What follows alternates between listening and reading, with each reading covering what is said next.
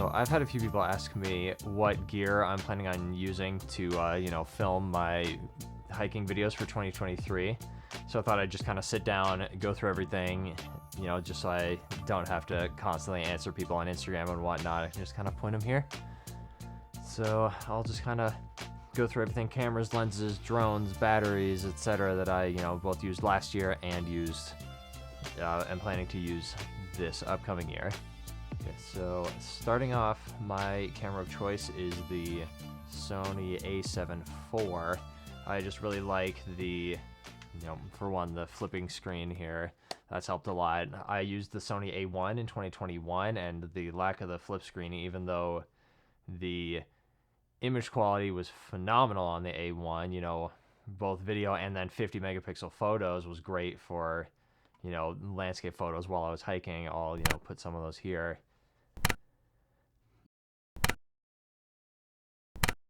Really just the usability of the camera. I had some shots that were out of focus on the A1 when I was, filming myself that made me kind of move on to the A7 IV. It's, really nice to have flip screen. It's still 33 megapixels, which is super solid for, landscape photography, for making prints or whatever.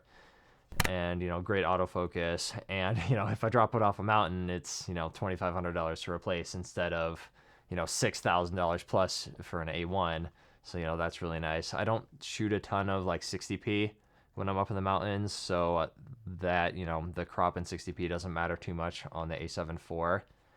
I am interested in looking at the A7R5 because that seems to, have a good balance of both the high resolution, like the A1, 61 megapixels versus 33 on here, as well as having the flip screen and pretty darn good video as well, and probably better 4K 60p than this guy has, but that's a lot more expensive. I do plan to use this guy for the rest of the foreseeable future until I find something else, but I do like this a lot. Okay, moving on to some of the lenses that I plan on using. So one of my favorite lenses that I've been using for hiking videos is the Sony 20mm f1.8G. It's lightweight. It's, a good width for both filming myself and, landscape stuff. It's weather sealed. It's got a nice, amount of weather sealing here. I've had this out in the snow. I've had it out in the wind and the rain and whatnot, and it's done phenomenally good. I do, quite like the size, but, having a prime lens is a little bit limiting. So, when I want to use something a bit longer, then I do maybe bring the Sigma 90mm f2.8 DGDN. So it's kind of one of their other random little lenses. It's nice to have a bit longer lens to kind of, get some of those tighter landscapes and, both photo and video. And it's, not huge. I can, throw it in the backpack or throw it in the, pack or something like that. It's, I've been very impressed with the sharpness on it. It is, a prime lens, so you have to switch lenses. The lens that I've been using most of the time for the last few videos, especially since I got it, has actually been the Sony 24-70 f2.8 G Master version 2. Yes, it is a little bit heavy compared to, a lot of other lenses out there, but it is significantly lighter than the previous 24-70 or, something like the 24-105 f4 that I have used for videos as well. This is about the same weight. But I do, like having that all-in-one lens, so I don't have to change lenses, especially in the weather. I did bring this as my only lens on my Kit Carson and Challenger video where it was just cold, rain, wind the whole way up. I was glad I didn't have to change lenses, and it handled it great. It's weather sealed. F2.8 is really nice for, lower light situations, and it's, not huge. I generally, toss a variable ND filter on there. I do also have a Moment Cinebloom filter on here if I want to get a little bit, more of that aesthetic or whatever. I am very interested in the newly announced Sony 20-70 f4G lens because it has a lot of the advantages of, the 24-70 f2.8 G Master and the 20mm f1.8, all mashed into one. You know, if I'm doing something outside during the daytime, I don't really need that f2.8 or that f1.8, so that'll be a really nice range to not have to change lenses. You know, especially if we're climbing up something, I don't want to have to, you know, get something out of my bag or whatever and risk dropping a lens or getting something on the sensor or anything like that. So that one I have pre-ordered. It should come, you know, sometime in March or whatever. I might make a separate video on that if anyone is interested. Again, don't really do videos like this, but it could be fun to kind of talk about it. Okay, moving on from lenses and cameras. For audio, I don't do anything wireless or anything like that. I just use the Rode Videomic Go II. I found that it's a good mix of, you know, size and not having to worry about batteries, and good audio quality. Tired, but we're making it. The summit's not too far behind me. But yeah, we're getting there. For, you know, how expensive it is. It's about $100. That's not too bad for something, again, that might get destroyed in the backcountry. I found that the levels on it are pretty high, so you'll need to bring your levels down in your camera pretty low. But, you know, it's the kind of a trade-off. Something I found with my previous microphone, which is the Rode Video Micro, is that its levels were pretty low, so you had to crank it up in the camera quite a bit, and that could introduce a bit of, you know, noise or bring, you know, a bit of more of that background that you want. So this I found is a pretty good just on-camera directional mic. It's not huge, and, you know, I like it quite a bit. And that's all I, you know, use for my audio for the videos generally. Okay, and moving on from camera lens audio to tripods, I generally bring just this little tiny PGY Tech Mantis Pod Tripod. I do, you know, like this a lot. I switched from just kind of a scooshed together kind of tripod from little bits of, you know, other tripods for, you know, years prior. But then, you know, I got this. It's decently stable. It's small and lightweight, more importantly, so I can just kind of have it, you know, stuck to the camera the whole time and not really worry about it bashing into anything. So, you know, I like this a lot. I generally have to look for stumps and rocks and, you know, tree branches and other stuff to stick this on to get a bit more of that height, so it's not on the ground, you know, for every shot. But it is, you know, I'll take something this size over bringing a big tripod for every hike. You know, it is nice to sometimes bring a bigger tripod, and for that I do have the venerable classic Peak Design carbon fiber travel tripod, which I'll just stick on the side of my backpack. You know, obviously much larger than the other one, but still pretty small compared to other tripods. Horrendously expensive for, you know, what it is, but it does work very well. I do like it quite a bit. I did take this up Mount Sneffels with me in 2011. I took it up Wetterhorn and, you know, things like that, and it was, you know, nice to have something a bit taller up, you know, to get those photos up from the top there. You know, nice. Also sometimes doubles as the tent pole in case it's windy.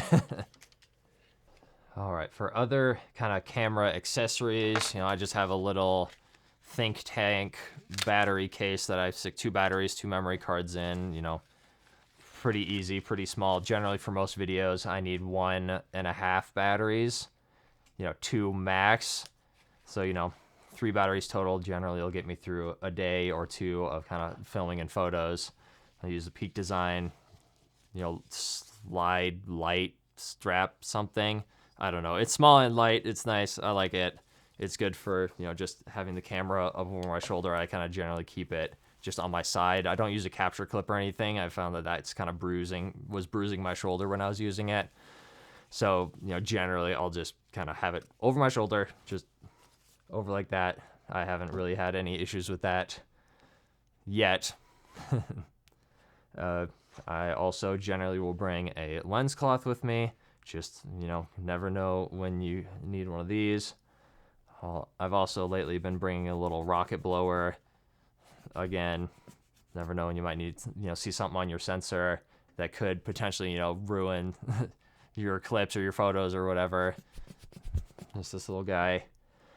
I do bring a little Fanny Pack. This is from Hightail Designs, Fanny Pack bum bag, whatever you call it. And this is just big enough for, you know, one of these smaller lenses, plus, you know, all of the other accessories to kind of go in there if I don't want it, you know, tucked away in the backpack. And if I want it more easily accessible, then I'll toss them all in this. You know, I like the design on this. It's got a little mountain, and it's, you know, pretty darn waterproof since it's a DCF. And, you know, not super padded, but if I don't bash myself into anything, then it's not too bad. I found while I'm hiking, I generally actually like wear a hiking bag versus like wearing a camera backpack and trying to kind of have it be dual purpose for hiking, especially, you know, for some of the longer hikes. Obviously, if it's a shorter hike, you know, it's a lot easier to wear a camera bag for it. But, you know, but if I do need something a bit more dedicated for, like, to put my actual camera in for a bit more protection, I do use the Hyperlight Mountain Gear kind of camera pod thing. I also use this on my Kit Carson Challenger video to kind of protect the camera from the worst of the kind of just fog and damp as we were heading up Challenger Point. So this was a pretty good choice there, I think. Very water resistant, you know, made of DCF, so it's pretty darn lightweight. I'll, you know, definitely keep using this. It fits basically a camera and a lens, so it's kind of single purpose, but, you know, chuck it in the backpack if it fits. Otherwise, you can strap it on the outside. Moving on to kind of the last thing that I definitely don't bring on every hike, just because, you know, of regulations and restrictions and things, is I will sometimes bring a drone. My kind of drone of choice lately has been the DJI Mini 3 Pro. I kind of grabbed this as a replacement to my Mini 2, and I've been very impressed by the quality out of this. You know, it'll shoot 4K up to 60 frames a second in 10-bit, which means it matches decently well with the 10-bit out of, you know, the Sony camera. But, you know, the size definitely can't be beat. It's, you know, phenomenal how small this guy is, and the battery life is awesome. Like, I got a 40-minute flight out of this more than once, which is crazy. Like, I remember when drones were kind of first coming out a few years ago, and you could get like 10 or 15 minutes out of, like, you know, a Phantom 2 or something. And now for this little guy to be shooting way better video than that for 40 minutes is awesome. You know, it folds up nice and small. You know, obviously it still does take some space in the bag, but it's not too bad. You know, not too bad. I did end up getting the controller with a built-in screen for it, so that I don't have to worry about hooking my phone up and, you know, it taking, you know, connecting to the phone and plugging it in, and maybe my phone's doing something wonky or whatever. I just have the controller, obviously bigger than what it comes with, but having that built-in screen is definitely worth it for me. And then, you know, a couple extra drone batteries. Again, with drone stuff, you got to make sure that you're someplace that it's allowed. You got to be safe with it. You got to check weather. You know, if all of that doesn't work, doesn't pan out, doesn't, you know, check out, you definitely don't want to fly. And, you know, again, drones are fun, but you don't want to crash into anyone, so be careful with that. Okay. It's important to note that none of this is sponsored. I'm not cool enough for that. This is all stuff that I've, you know, bought with my own money and, you know, used, tested, you know, made sure that it works well for me. So, you know, your needs might be different depending on what you're doing, but, you know, it's worth it to me to carry up a, you know, camera like this over bringing a smaller camera like a GoPro or an RX100 or something. But, you know, some people might rather bring a small camera, and some people might bring a bigger camera. You know, just depends on what you like and what you want to carry. So, thanks for watching. You know, let me know if you have any questions in, you know, comments or on Instagram or whatever. And, you know, thanks for watching. Thanks for hanging out. Hopefully I can, you know, make a couple more videos like this for funsies. I'm on my wife's podcast set right now, so I didn't set all this up just for this. But, you know, nice dual purpose. So, thanks for watching, and I'll see you next time. I've got some stuff planned, so I'll have some more hiking videos here soon. See ya.